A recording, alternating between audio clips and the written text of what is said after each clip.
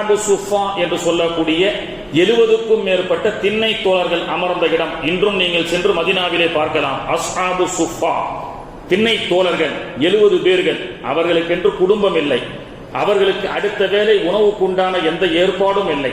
சொல்ல போனால் சஹாபாக்களை அப்படி நாம் சொல்லக்கூடாது, நம்முடைய பாஷையில சொல்ல போனால் நாடோடிகள் என்று சொல்லலாம். அப்படிப்பட்ட மிகவும் வறுமை கோட்டுக்கு கீழே இருந்த சஹாபாக்கள் என்று சொல்லக்கூடிய 70 சஹாபாக்களுக்கும் மேற்பட்டவர்கள் இன்று இருக்கக்கூடிய மதீனாவில் அஸ்ஹாபு சுஃபா, திண்ணை தோழர்கள் என்று சொல்லக்கூடிய அந்த இடம். அங்கே இருந்த ஒரு நபி தோழர்களே ஒருவர் தான் அபூ ஹுரைரா ரலியல்லாஹு அன்ஹு அவர்கள். மதீனாவிலே தேசத்திலே இருக்கும் வரை திண்ணை தோழர்களாக அடுத்த யமன் தேசத்திலிருந்து அபூ ஹுரைரா அவர்கள் குடிபெயர்ந்து மதீனாவுக்கு வந்தவர்கள். அடுத்த உடை மாற்றுவதற்கு உண்டான அடுத்த ஆடை அவரிடத்தில் இல்லை, அடுத்த வேளை உணவு இல்லை. சில நேரங்களில் மதீனா தேசத்திலே உணவு பசியால் மயக்கத்திலே கீழே படுத்து கிடப்பார்கள் என்று கூட வரலாறு சொல்கிறது. அப்படி அடுத்த வேளைக்கு உணவில்லாமல் இருந்த அபூ ஹுரைரா ஹிஜ்ரத்தினுடைய பரக்கத்தை கொண்டு அல்லாஹ் தஆலா ஆக்கி வைத்தான் பஹ்ரைனுடைய அதிபராக.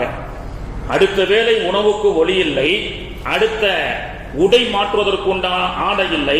அப்படிப்பட்ட அபூ ஹுரைரா ரலியல்லாஹு அன்ஹு அவர்களுக்கு ஹிஜ்ரத்துடைய பரக்கத்தை கொண்டு அல்லாஹ் தஆலா பிற்காலத்திலே பஹ்ரைன் நாட்டினுடைய அதிபராக அல்லாஹ் தஆலா ஆக்கி வைத்தான். சென்ற வாரம் சொன்ன அப்துர் ரஹ்மான் பின் அவுஃப் ரலியல்லாஹு அன்ஹு அவர்கள் மல்டி மில்லியனர் என்று சொல்லக்கூடிய சஹாபி. அந்த சஹாபியினுடைய வரலாற்றினுடைய கணக்கை எடுத்து பார்த்தால் அவர்களுடைய காலத்திலே அவருடைய சொத்து மதிப்பு மட்டும் 36 லட்சம் தங்க காசு. ஒரு தங்க காசு 4 கிராம். இன்றைய கணக்குப்படி நீங்கள் எடுத்துக் கொள்ளுங்கள். அப்துர் ரஹ்மான் பின் அவுஃப் ரலியல்லாஹு அன்ஹு அவர்கள் மக்காவிலிருந்து மதீனாவிற்கு வரும் வரை அவர்களுக்கு எந்த ஒரு செல்வாக்கும் இல்லை. மதீனாவில் ரசூலுல்லாஹ் அல்லாஹ் சொல்லிட்டான்னு சொல்லி வந்தாங்க. மதீனாவுக்கு பஜார்ல கடை போட்டாங்க. அல்லாஹ் வியாபாரத்திலே பரக்கத் செய்தான். தோண்டிய இடமெல்லாம் அல்லாஹ் தஆலா தங்க மலையை பொழியச் செய்தான். தங்க உருக்கு ஆலை வைத்திருந்தார்கள். இரும்பு உருக்கு ஆலை என்று இருக்கக்கூடிய இன்றைய காலத்தை பார்த்திருக்கின்றோம். தங்க உருக்கு ஆலையை வைத்துக் கொண்டு அவர்களுடைய காலத்தில் மதீனாவிலே மட்டும் 1000 ஒட்டகங்கள் மேய்ந்து கொண்டிருக்கும் அப்துர் ரஹ்மான் பின் அவுஃப் ரலியல்லாஹு அன்ஹு அவர்களுக்கு. 3000 ஆடுகள் மேய்ந்து கொண்டிருக்கும் அப்துர் ரஹ்மான் பின் அவுஃப் ரலியல்லாஹு அன்ஹு அவர்களுக்கு. அவருடைய சொத்து மதிப்பை சொல்லி காட்டுகின்றார்கள். 36 லட்சம் தங்க காசு. ஒரு காசினுடைய வேல்யூபிள் என்பது 4 கிராம். இன்னைக்கு நீங்க கணக்கு போட்டு பாருங்க, 4 கிராம் இன்டூ 36 லட்சம் என்று சொன்னால் அது எங்கேயோ போய்விடும். ஆக கண்ணியத்திற்குரியவர்களே, இன்று சொல்லக்கூடிய மல்டி மில்லியனர் பில்லியனர்கள் என்று சொல்லலாம். 5000 கோடி 50,000 கோடி செலவு செய்து திருமண ஆடம்பரங்களை நடத்தலாம். அங்கே வரக்கூடிய கூத்தாடிகளுக்கெல்லாம் பல லட்சங்கள் மதிப்புள்ள வாட்சிகளை எல்லாம் கொடுக்கலாம். இன்று கோடி மல்டி பில்லியனர்களை சுரண்டு கொண்டிருக்கக்கூடிய மிகப்பெரிய செல்வந்தர்கள் என்று சொல்லக்கூடிய உலக பட்டியலுடைய கோடீஸ்வரர்கள் இன்னைக்கு தன்னுடைய ஆடம்பரத்தால் இன்னைக்கு ஏழை மக்கள் பசித்திருக்க, இன்னைக்கு பஞ்ச பரதேசிகளாக பல சதவீதங்கள் மக்கள் வாழக்கூடிய இந்த இந்திய தேசத்திலே அவ்வளவு ஆடம்பரமான திருமணங்கள் இன்னைக்கு நம்ம பார்க்கிறோம். ஆனா அப்படிப்பட்ட மல்டி மில்லியனர் அப்துர் ரஹ்மான் பின் அவுஃப் ரலியல்லாஹு அன்ஹு அவர்கள் கூட தன்னுடைய வாழ்க்கையிலே திருமணத்தை நபி வழியில் நடத்தினார்கள். இந்த ஹிஜ்ரத்து நமக்கு என்ன சொல்லி காட்டுகிறது என்று சொன்னால், பணம் வந்தால் வறுமை வந்தால் வாடாதே, பணம் வந்தால் ஆடாதே. செல்வத்தை அல்லாஹ் தஆலா ஒரு கட்டத்தில் நமக்கு கொடுக்கும் பொழுது அந்த செல்வ செழிப்புடைய நிலையிலும் கூட அல்லாஹ் ரசூலுடைய வழியில் நடக்க வேண்டும் என்று இஸ்லாம் சொல்லிக் கொடுக்கிறது. அப்படி அல்லாஹ் ரசூலுடைய வழியில் நடந்தால் அடுத்து வரக்கூடிய தலைமுறைகளுக்கும் நம்முடைய தலைமுறைகள் கியாமத் நாள் வரை அல்லாஹ் தஆலா செல்வ செழிப்பாக வைப்பான். ஒன்றை தெரிந்து கொள்ளுங்கள், இன்னைக்கு வியாபாரம் அல்லாஹ் கணக்கட்டி பல லட்சங்களை கோடிகளுக்கு நமக்கு அதிபதியாக அல்லாஹ் ஆக்கி வைத்தான் என்று சொன்னால் அந்த கோடிகளும் லட்சங்களும் உங்களிடத்திலே நிலைத்திருக்க வேண்டும் என்று சொன்னால் அந்த செல்வம் நிறைய பேர் பார்த்திருக்கோம். பல ஊர்கள்ல இவர்கள்லாம் வசதியா வாழ்ந்த ஊருங்க. இவங்க அத்தா தாத்தா காலத்துல கோடீஸ்வரரா அரண்மனை வாழ்ந்தாங்க. இவர் என்னங்க செய்யறாரு? இன்னைக்கு அடுத்த வேளை சாப்பாடுக்கு இவர் வழி இல்லாமல் கஷ்டப்படுகின்றான். என்ன காரணம்? அல்லாஹ் கொடுப்பான், அந்த கொடுத்ததை அல்லாஹ்வுக்கு கட்டுப்படாமல் இவர் நடப்பான். எனவே அல்லாஹ் தஆலா கொடுத்ததை அல்லாஹ் புடுங்கி விடுவான். எனவே சஹாபாக்களுக்கு வறுமை ஒரு கட்டத்தில் வறுமையினுடைய உச்சகட்டத்தை கொடுத்து அல்லாஹ் செல்வ செழிப்பை கொடுத்தான். ஆனால் வறுமை வந்த போதும் சஹாபாக்கள் வாடவில்லை, செல்வம் வந்த போதும் சஹாபாக்கள் ஆடவில்லை. இதைத்தான் இஸ்லாம் நமக்கு சொல்லி காட்டுகிறது. வறுமை நிலையிலும் கூட துவண்டு போகாமல் அல்லாஹ்வுடைய யக்கீனோடு நாம் நேர்மையான முறையிலே வியாபாரம் செய்து குலைத்தால் அப்துர் ரஹ்மான் பின் அவுஃப் ரலியல்லாஹு அன்ஹுவை போன்ற மிகப்பெரிய செல்வத்தை அல்லாஹ் கொடுப்பான். உழைப்பிலே அல்லாஹ் தஆலா பரக்கத் வைத்திருக்கின்றான். அந்த உழைப்பையும் அந்த நேர்மையையும் அடுத்து வரக்கூடிய பிள்ளைகளுக்கு இன்னைக்கு கற்றுக் கொடுப்பதற்குண்டான ஒரு மிகப்பெரிய அவசியமான காலகட்டத்திலே நாம் வாழ்ந்து கொண்டிருக்கின்றோம். ஆக கண்ணியத்திற்குரியவர்களே, அபூ ஹுரைரா பஞ்சத்தில் அடிபட்ட நாடோடியாக இருந்த அபூ ஹுரைராவுக்கு பஹ்ரைன் நாட்டுடைய அதிபதியாக அல்லாஹ் தஆலா ஆக்கினான். அப்துர் ரஹ்மான் பின் அவுஃப் ரலியல்லாஹு அன்ஹு அவர்களுக்கு தங்க உருக்கு ஆலைகளை அல்லாஹ் தஆலா கொடுத்து மிகப்பெரிய 36 லட்சம் தங்க காசுக்கு அல்லாஹ் தஆலா அடிமையாக ஆக்கினான். ஜுபைர் ரலியல்லாஹு அன்ஹு என்ற நபித்தோழர், மக்காவிலே மிகப்பெரிய செல்வ செழிப்பெல்லாம் அவருக்கு இல்லை. ஆனால் ஜுபைர் ரலியல்லாஹு அன்ஹு அவர்கள் 11 நாடுகளில் 11 வீட்டு மிகப்பெரிய பிரம்மாண்ட கட்டிடத்தை அல்லாஹ் தஆலா கொடுத்தான். 11 வீடுக்கு சொந்தக்காரராக ஜுபைர் ரலியல்லாஹு அன்ஹு அவர்கள் இருந்தார்கள். மக்காவிலே மதீனாவிலே இருக்கும் பொழுது கீத்து கொட்டாயிலே படுத்துக் கொடுத்த சஹாபாக்களுக்கு அல்லாஹ்வுக்காக தீனுக்காக எல்லாத்தையும் துச்சமாக மதித்து அல்லாஹ் ரசூலுடைய கட்டளைக்கு மிகுந்து குர்ஆனுக்கு கட்டுப்பட்டு வாழ்ந்த காரணத்தினால் ஒரு கட்டத்திலே அல்லாஹ் தஆலா வறுமையை போக்கி 11 நாடுகளிலே 11 வீட்டுக்கு சொந்தக்காரராக ஜுபைர் ரலியல்லாஹு அன்ஹு அவர்களை ஆக்கினான். புகாரி ஷரீஃப்ல வருகிறது. இன்னைக்கு நம்ம சொல்றோமா இல்லையா? 10 வருஷத்துக்கு முன்னாடி அத்தா 2 லட்சம் ரூபாய்க்கு ஒரு மனக்கட்டு வாங்கி போட்டாரு. இன்னைக்கு அது 50 லட்சம் ரூபாய் போச்சு. இன்னைக்கு 1 கோடி ரூபாய் போச்சு. சொல்றோமா இல்லையா?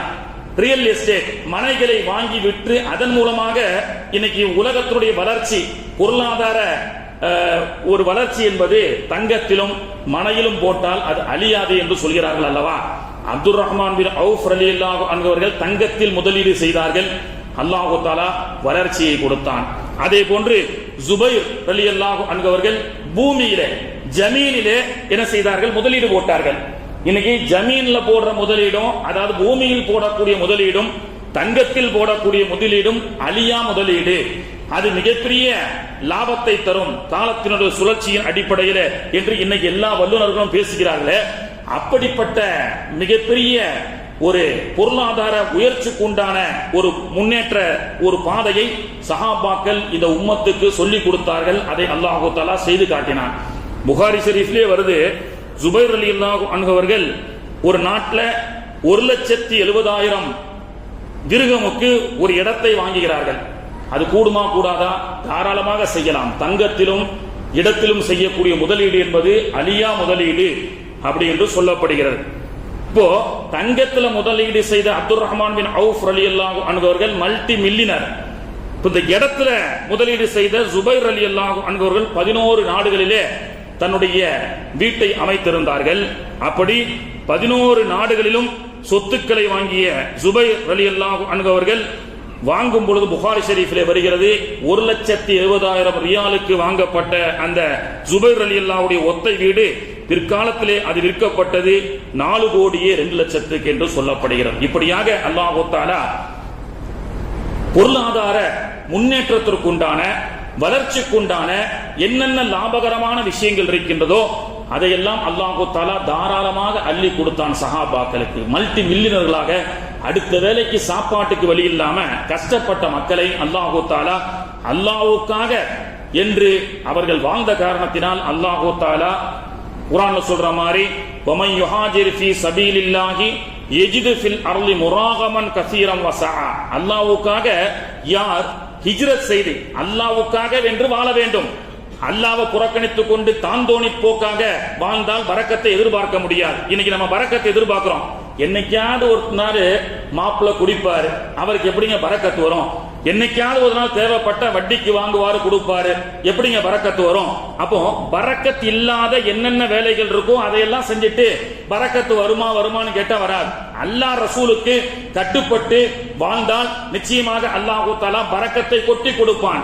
இது சஹாபாக்களுடைய ஹிஜ்ரத்துடைய வாழ்க்கை நமக்கு சொல்லி காட்டுகின்றது.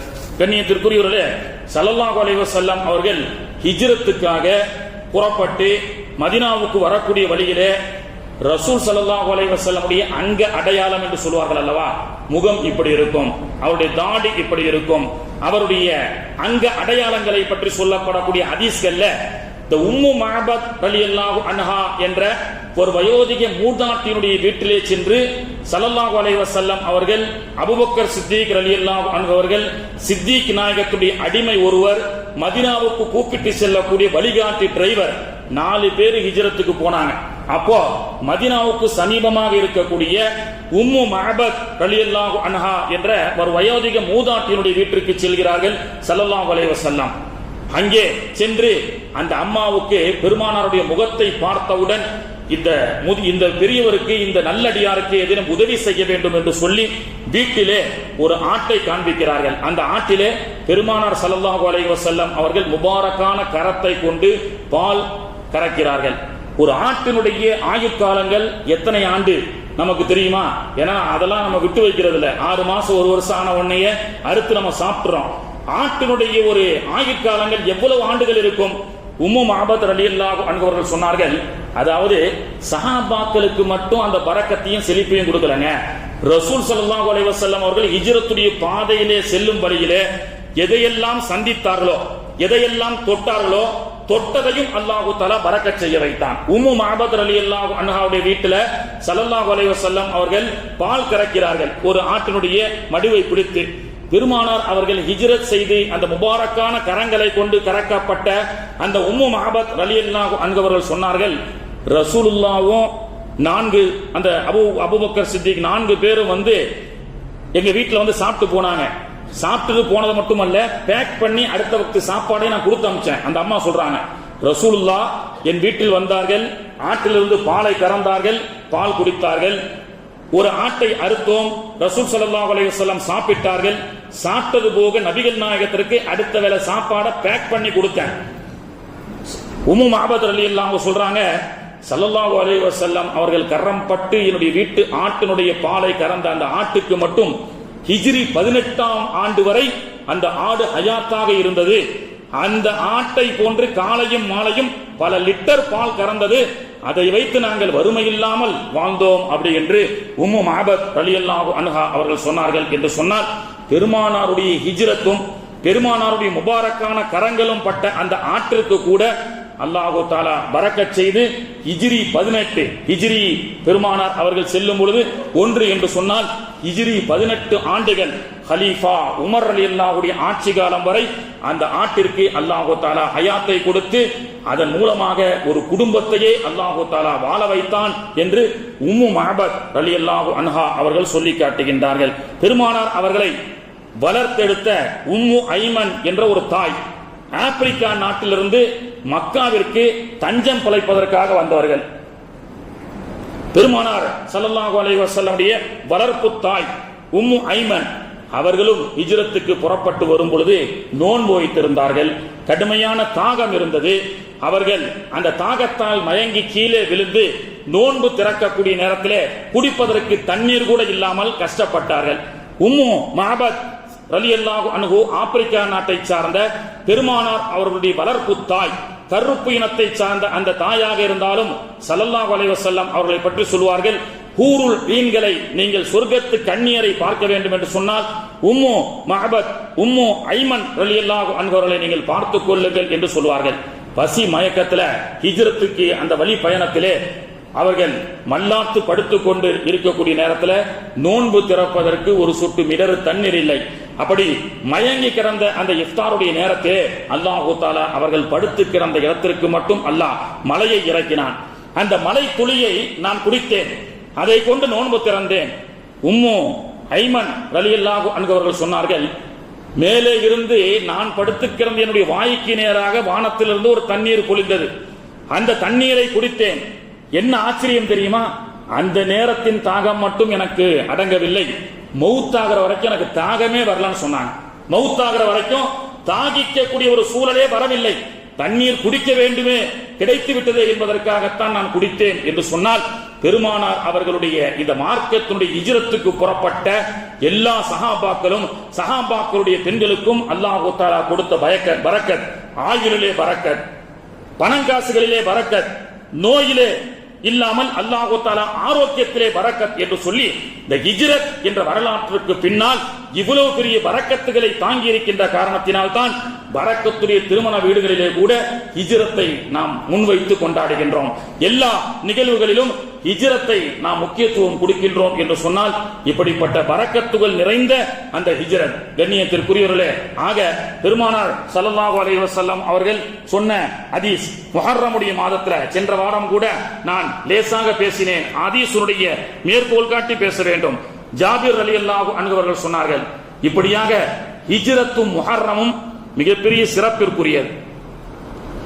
பெருமானார் ஸல்லல்லாஹு அலைஹி வஸல்லம் அவர்கள் சொல்கின்ற ஹதீஸ், ஜாபிர் ரலியல்லாஹு அன்ஹு அவர்கள் அறிவிக்கின்றார்கள், மன் வஸஅ அலா நஃப்ஸிஹி வ அஹ்லிஹி யௌமுல் ஆஷூரா, முஹர்ரமுடைய 10 அன்று தனக்கும் தன்னுடைய குடும்பத்தார்களுக்கும் முஹர்ரமுடைய மாதத்திலே முஹர்ரமுடைய ஆஷூரா தினத்திலே தாராளமாக யார் செலவு செய்வார்களோ அல்லாஹு தஆலா அந்த ஆண்டு முழுக்க அல்லாஹு தஆலா பரக்கத்தாக ஆக்கி வைப்பான். வஸாயிரி சனதிஹி பரக்கத்தன், எல்லா அந்த ஆண்டு முழுக்க அல்லாஹு தஆலா பரக்கத்தாக ஆக்க வேண்டும் என்று சொன்னால் ஆஷுரா முஹர்ரமுடைய நாட்களிலே குடும்பத்தார்களுக்காக நிறைய தர்மம் செய்யுங்கள் அப்படின்னு சொல்லி முஹர்ரமுடைய மாதத்தை பற்றி நமக்கு சொல்லிக் கொடுக்கப்படுகிறது. கண்ணியத்திற்குரியவர்களே, குடும்பத்தார்கள் பிள்ளைகளை மார்க்கத்தின் அடிப்படையிலே மார்க்கத்தினுடைய வழியிலே ஹிஜ்ரத்துடைய வரலாறுகளை அடுத்து வரக்கூடிய பிள்ளைகளுக்கு நாம் சொல்லிக் கொடுத்து வளர்க்க வேண்டும்.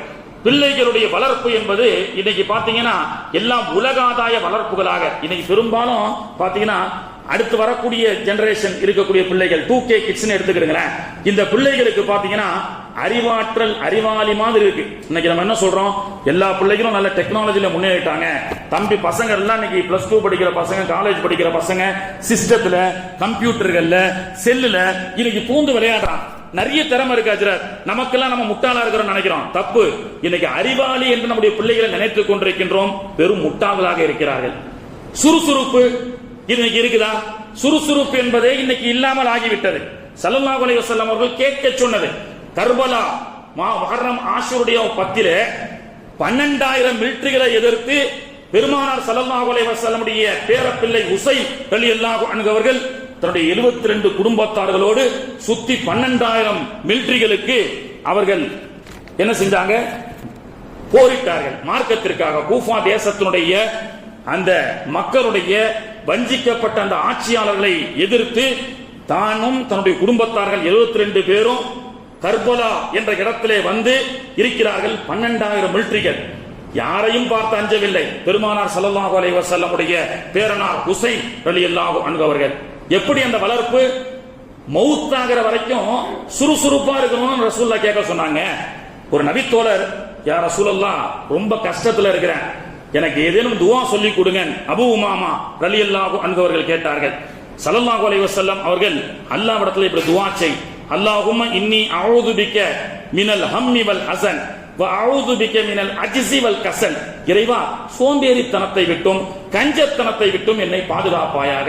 கஞ்சத்தனம் இருப்பவர்களையும் யாரும் விரும்புவதில்லை, அதே போன்று சோம்பேறித்தனத்தை விட்டும் இறைவா என்னை பாதுகாப்பாயாக. வ அஊது பிக மினல் கஸல், மௌத்தாகிற வரைக்கும் நடமாடிக்கிட்டு ஓடி ஆடிக்கிட்டு ஆரோக்கியமா பிள்ளைகளுக்காக உழைத்துக் கொண்டு சமூகத்திற்காக உழைத்துக் கொண்டே ஆரோக்கியத்தோடு மரணமாகும் வரை இருக்க வேண்டும் என்று ஸல்லல்லாஹு அலைஹி வஸல்லம் அவர்கள் கேட்க சொன்னார்கள். சோம்பேறி தனத்தை விட்டும் இறைவா என்னை பாதுகாப்பாயாக.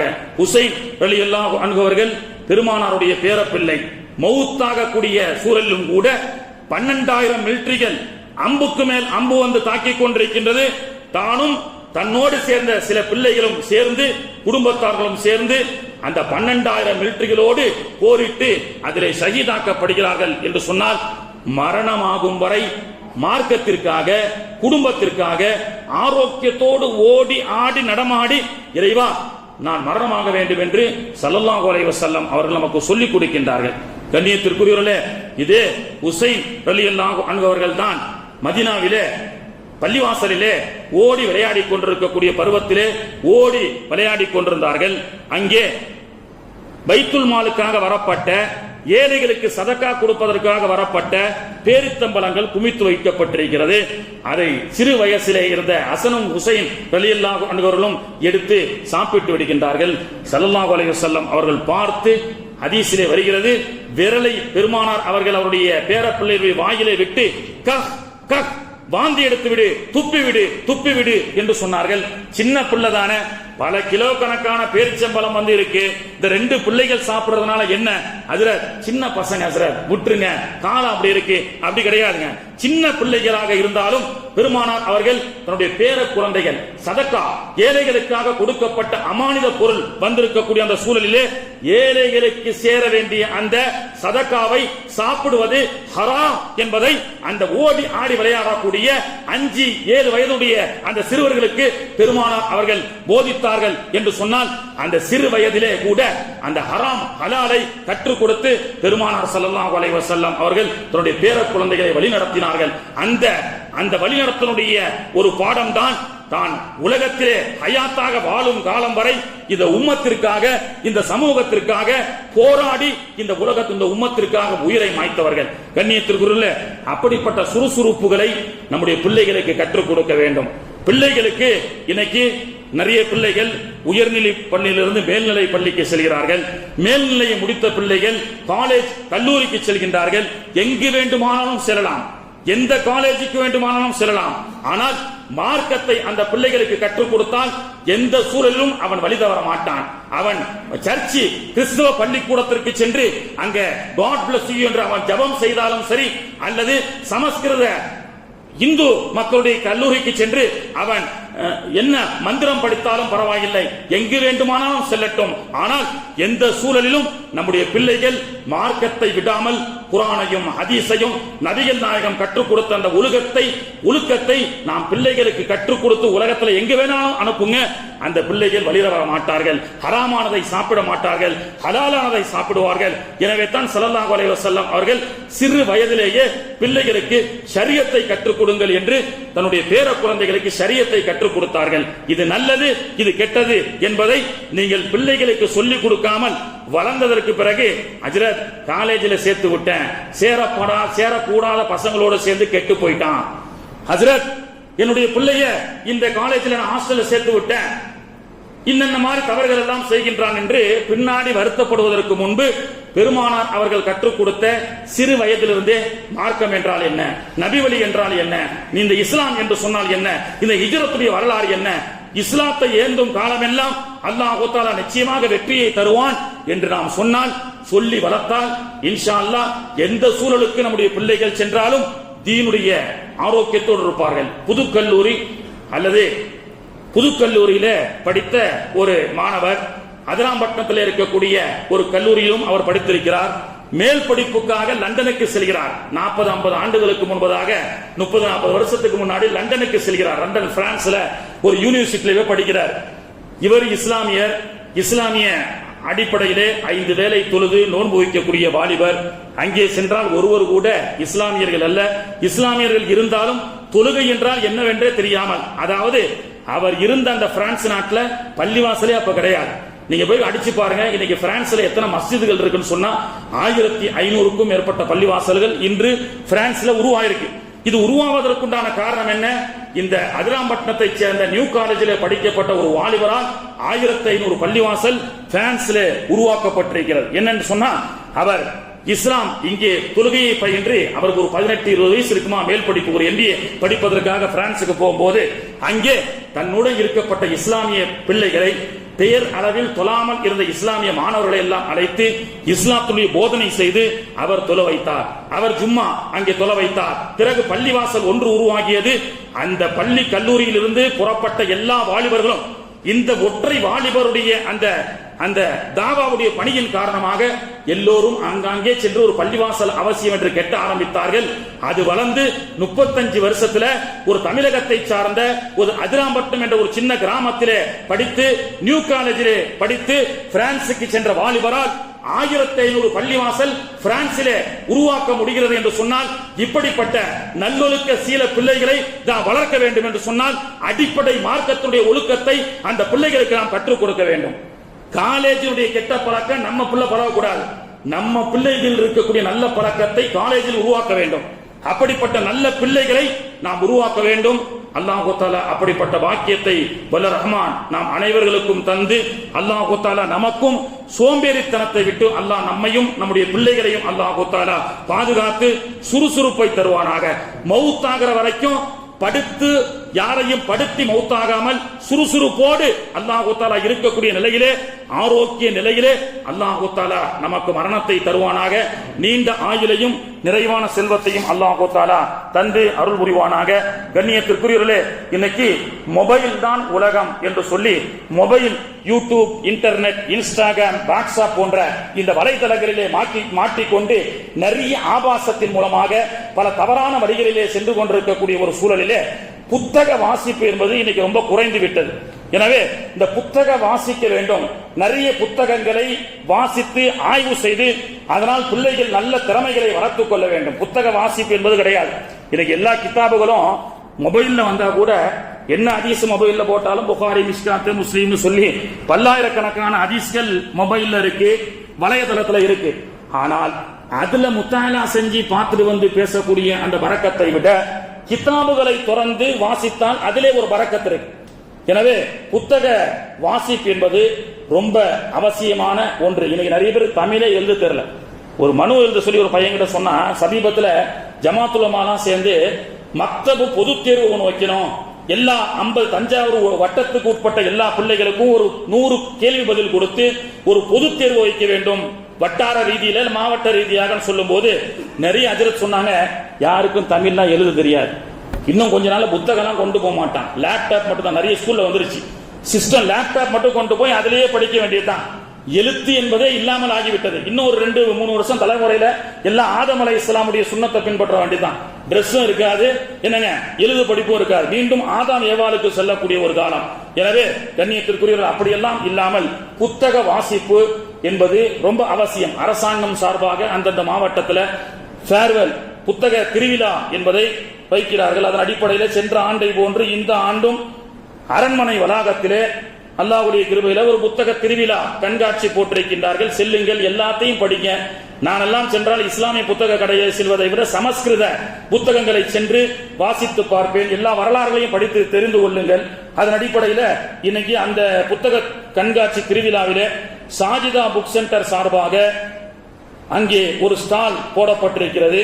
அதிலே 10% கிதாபுகள் எல்லாம் தள்ளுபடி. அது மட்டுமல்லாமல் குர்ஆனுடைய தமிழ் ஆக்கம் என்பது மாற்று மத சகோதரர்களுக்கு கொடுக்கக்கூடிய ஒரு இருந்தால் 50 ரூபாய்க்கு அவர்கள் கொடுக்கிறார்கள். அது போன்ற விலை மலிவான இந்த காலத்தில் இந்த வாய்ப்பை பயன்படுத்தி அதை வாங்கி நிறைய நபர்களுக்கு நாம் கொடுக்கலாம். இன்ஷா அல்லாஹ் நாமும் வாங்கி படிக்கலாம். வல்ல ரஹ்மான் தௌஃபீக் செய்வானாக. வாய்ப்புள்ளவர்கள் அந்த கண்காட்சியிலே சென்று நிறைய விஷயங்களை தெரிந்து கொள்ளுங்கள். வல்ல ரஹ்மான் தௌஃபீக் செய்வானாக. சுன்னத் தொழாதவங்க தொழுது கொள்ளுங்கள்.